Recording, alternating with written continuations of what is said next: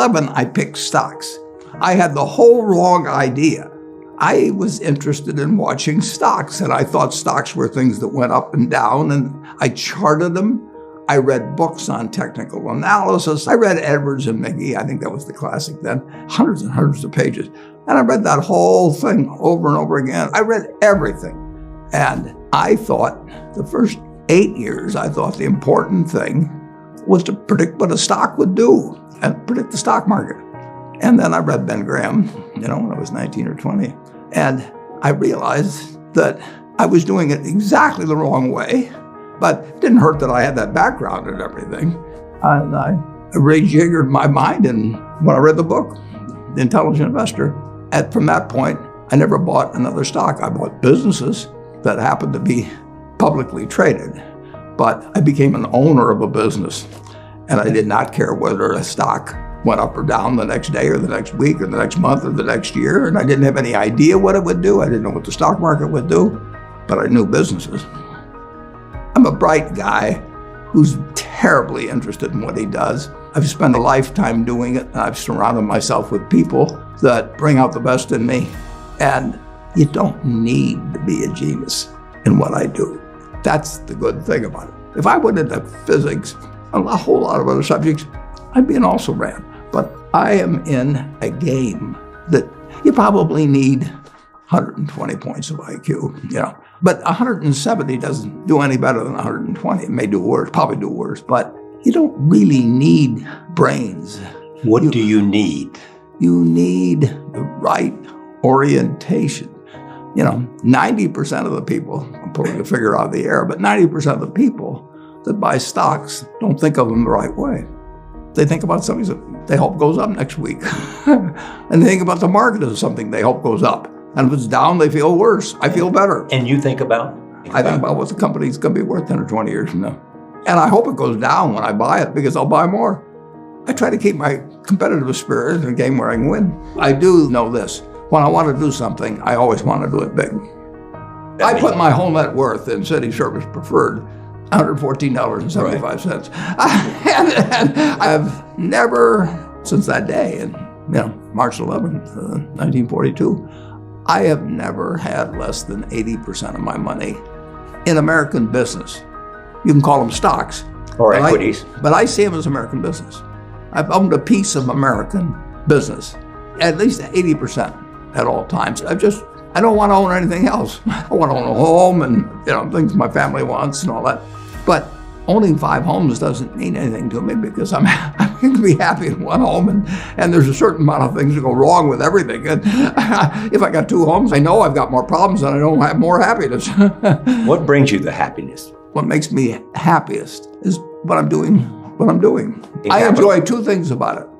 One, I know I'll win over time. That doesn't mean I'll beat everybody else or anything like that. But I'm in a game that's very, very, very easy if you have the right lessons in your mind about what you're buying. I'm not buying stocks. I'm buying pieces of overwhelmingly American business. And I'm happy when I'm doing it. I'm happier when stocks are going down because I can buy more of them with the same amount of money. I'd be happy if I was a farmer. I'd want farmland to go down so I could buy more acreage. It just makes sense. I'll tell you the second thing I really like. I like being trusted by people. I would rather do what I do with partners than do it sitting in a room myself, even though I might make more money that way. Let's pretend there is no stock market. Let's say I had to buy these privately, like you buy a farm privately, like you buy an apartment house privately. They're investments. So you're looking to say, what can I do with money I've saved to put it away so I feel good about getting it back later under any circumstances, but not necessarily on a given moment.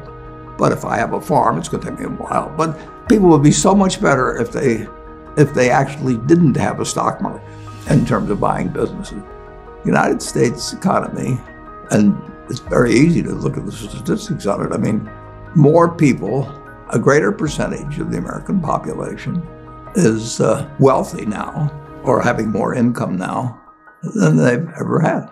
And if you look at whether Bank of America would give you their average deposit, I mean, you just look at the wealth that's out there. That doesn't mean everybody's wealthy, but it does mean relative to any other period of time. I mean, people have more money now. They get mortgages at lower rates than they've ever gotten. So if they want to buy a house or something, right today, you live in an environment where the bottom 2% in terms of income in the United States, the bottom 5%, and for sure the top 1%, all live better than John D. Rockefeller was living when I was 6 years old. John D. Rockefeller was the richest man in the world. And today, you can get better medicine, better education, better entertainment, better transportation.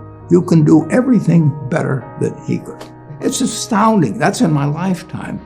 If he wanted to watch a football game, he still had to go there. And I can sit there with this big screen, and they keep showing me the replay, so that explaining to me what happened and everything. And maybe everybody doesn't have a screen as big as mine, but damn near everybody has a screen or an iPhone or a computer or access to one. And they have access. When I was born, the dentist didn't use Novocaine. So there has been progress, obviously. Oh! And nowhere more than in the United States. There's no country that's done what our country's done. If you go back 3 of my lifetimes, you're looking at less than 1% of the world's population, closer to half of 1%, are sitting in this land. They don't work harder than people in all the rest of the world. I mean, in terms of hours of unpleasant labor, everybody's got hours of unpleasant labor in those days practically. They don't come laden with gold and, they are half of 1%. And they work the same hours, they got the same IQs. They may be a little self-selected in terms of enterprise, in terms of going across oceans and things. And fast forward a couple of lifetimes, and they've got 20% plus of all the bounty in the world. I mean, that is something that has worked like nothing. Just imagine that. If you've gone to anybody, Constitutional Congress, in 1789, if you go to any one of the representatives there, and you said, I want to tell you what this place is going to look like, in 3 more of your lifetimes, your great-great-grandchildren are going to be flying in the skies, they're going to be watching sports all over the world, they're going to be entertained, their medicine. They're going to hold you off to a lunatic society of what he's doing. He's getting 50 cars and he's getting a whole bunch of little claim checks. Just think of it. Everything, when Thomas Edison did all the things he did, he made some money, but we're using it. It belongs to us. If you take what an hour of labor delivered to you 100 years ago and what an hour of labor delivers to you now for you and your family, it's unbelievable. Capitalism doesn't say get rid of a referee and a government. We've got a government that can tell capitalism what to do. And they do, and that's just what they should do. And they do it in different ways at different times and all kinds of things. But it's claim checks on future output. That was it. And the claim checks belong to me, so if I want to buy 50 super yachts, I can do it. But what does it mean to me? It can buy more things for other people that are useful to them. It's not evil. The federal government is the boss in the end. And they shouldn't screw up capitalism, and capitalism shouldn't screw up the federal government. It's very simple. It's evolving, always.